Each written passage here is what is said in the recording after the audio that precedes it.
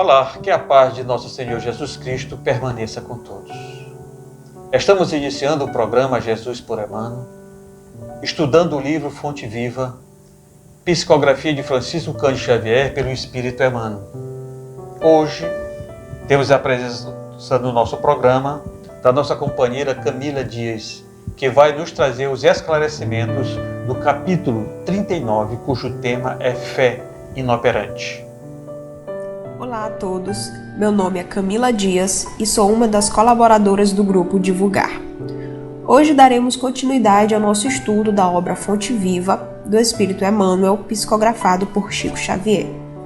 Hoje fiquei responsável pelo estudo do capítulo 39, de título Fé Inoperante. Bom, oportunamente, mais uma vez, Emmanuel nos traz uma passagem do Evangelho de Tiago, em seu capítulo 2, dessa vez versículo 17. Para quem não se recorda, no estudo que fizemos do capítulo 20, de título Diferença, o Emmanuel nos trouxe, mais uma vez, o Evangelho do Tiago, capítulo 2, seu versículo 19.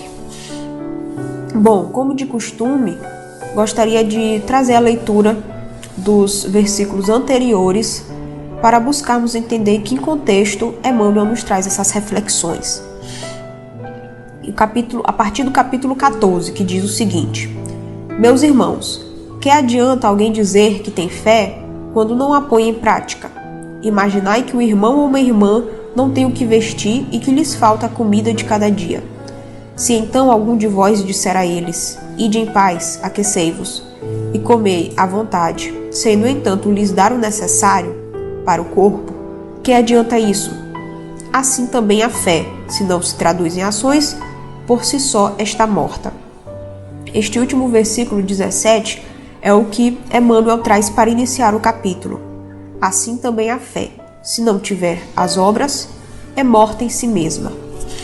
Bom, no capítulo 20, de título Diferença, nós tratamos mais especificamente sobre a diferença entre aqueles que buscam realizar as obras divinas, aqueles que creem em Deus, que possuem fé. Também tratamos um pouco sobre a fé naquele momento, em comparação aos que não possuem essa crença.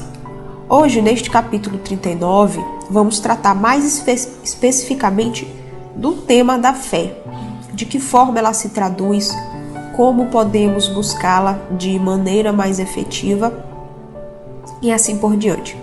E para isso, Emmanuel inicia os comentários do capítulo da seguinte maneira: A fé inoperante é problema credor da melhor atenção, em todos os tempos, a fim de que os discípulos do Evangelho compreendam, com clareza, que o ideal mais nobre, sem trabalho que o materialize em benefício de todos, será sempre uma soberba paisagem improdutiva. Que diremos de um motor precioso do qual ninguém se utiliza? De uma fonte que não se movimenta para fertilizar o campo? De uma luz que não se irradie? Confiaremos com segurança em determinada semente. Todavia, se não a plantamos, em que redundará nossa expectativa, se não em simples inutilidade? Sustentaremos a absoluta esperança nas obras que a tora de madeira nos fornecerá. Mas se não nos dispomos a usar o serrote e a plaina, certo, a matéria-prima repousará, indefinidamente, a caminho da desintegração. A crença religiosa é o meio, o apostolado é o fim.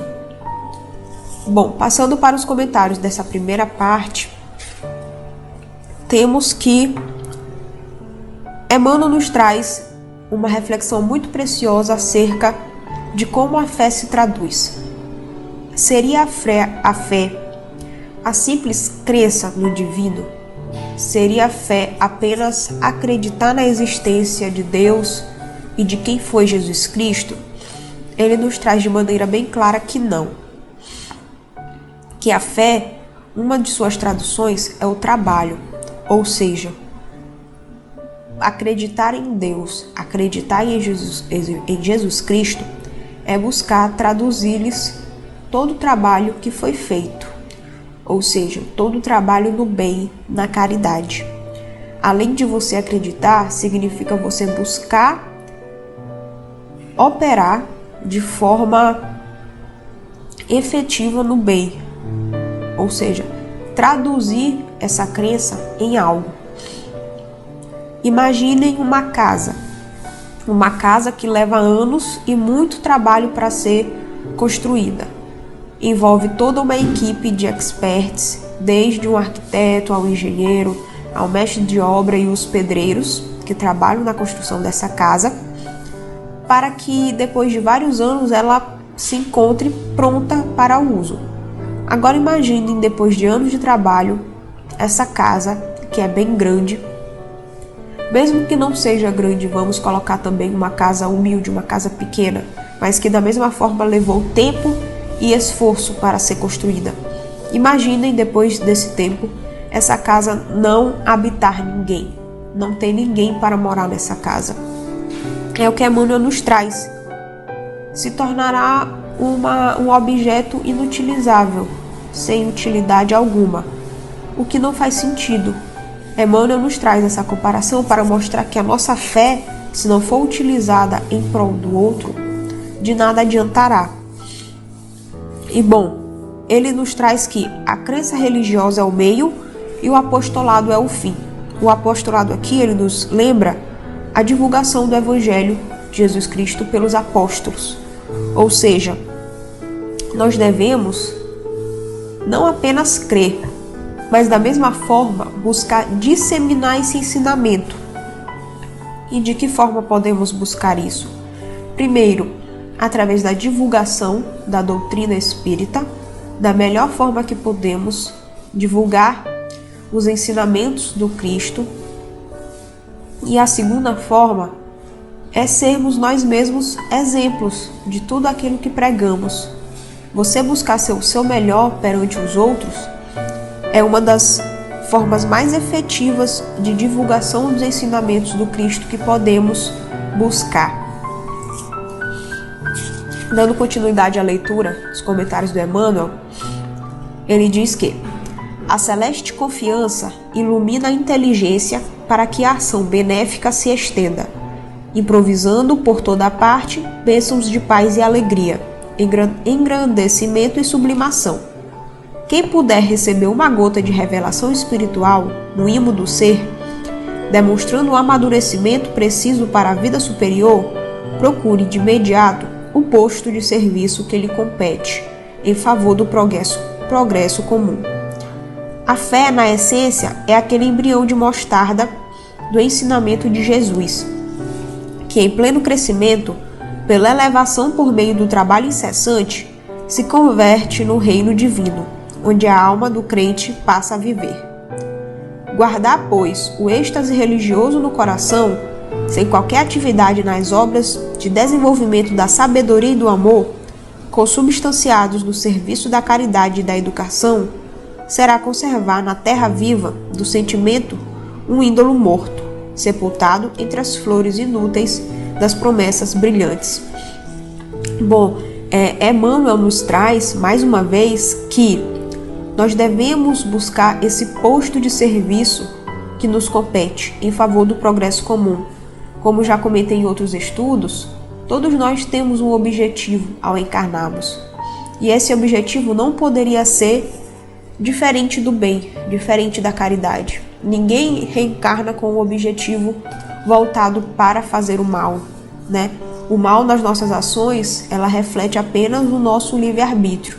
Nós reencarnamos para fazer o bem e devemos buscar da melhor forma realizar esses nossos propósitos.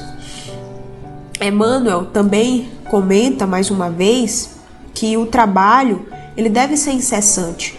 Como já discutimos em outros capítulos, o repouso ele é necessário e é importante sim, e nós podemos parar em determinado momento para repousar, mas esse repouso é diferente do ócio. O ócio é aquele momento em que nós paramos e nada fazemos em prol de nós mesmos ou da coletividade. Então devemos sempre lembrar de separar o repouso, de diferenciar repouso do ócio. Ou seja, Emmanuel nos traz que esse trabalho é incessante ele se converte no reino divino, onde a alma do crente passa a viver. A cada momento que nós trabalhamos no bem, nós nos aproximamos mais um pouco do divino. Bom, de forma também muito oportuna e inteligente, Emmanuel nos diz que guardar, pois, o êxtase religioso no coração, sem qualquer atividade nas obras do desenvolvimento, da sabedoria e do amor, sempre consubstanciados no serviço da caridade e da educação, será conservar na terra viva do sentimento o ídolo morto. Ou seja, é como se nós crêssemos em Jesus sem nada fazer para pôr em frente essa crença, sem nada fazer para alimentá-la. É o mesmo que nada, é apenas uma questão de desenvolvimento numa crença que de nada adianta, de nada tem um objetivo, como o exemplo da casa que demos, né? Se nós não fizermos nada para alimentá-la, para pô-la em prática, perde o sentido essa crença. E para trazer um pouco para vocês o poder da nossa fé, como nós não temos noção do que a nossa fé é capaz de fazer, gostaria de mencionar uma pequena passagem aqui do Evangelho segundo o Espiritismo, seu capítulo 19, onde traz o poder da fé. E os Espíritos nos comentam, no item 2, que, no sentido próprio, é certo que a confiança nas suas próprias forças torna o homem capaz de executar coisas materiais que não consegue fazer quem duvida de si. Só que eles continuam nos explicando, nesse mesmo parágrafo, que a gente tem que entender essa passagem de que a fé transporta montanhas no sentido moral, ou seja, com que se depara da parte dos homens, ainda quando se trate das melhores coisas. As montanhas que a fé desloca são as dificuldades, as resistências, a má vontade. Ou seja, todo o nosso egoísmo, nossos fanatismos, nossas paixões orgulhosas são montanhas que barram o andamento da nossa fé e que com a nossa fé nós podemos movê-las. No item 3 ele ainda traz que, noutra acepção, entende-se como fé a confiança que se tem na realização de uma coisa, a certeza de atingir determinado fim. Ela dá a espécie de lucidez que permite se veja, em pensamento, a meta que se quer alcançar e os meios de chegar lá, de sorte que aquele que a possui caminha, por assim dizer, com absoluta segurança. Ou seja, nós podemos realizar grandes coisas com a nossa fé. Nós podemos suprimir muitas paixões, nós podemos suprimir nosso orgulho, nossa vaidade, todos os nossos caracteres ainda inferiores apenas com a nossa fé. Ainda que nós não consigamos suprimir tudo em uma única existência, nós estaremos dando grandes passos em busca da nossa evolução espiritual, se nós nos utilizarmos corretamente da nossa fé. E como nós fazemos isso?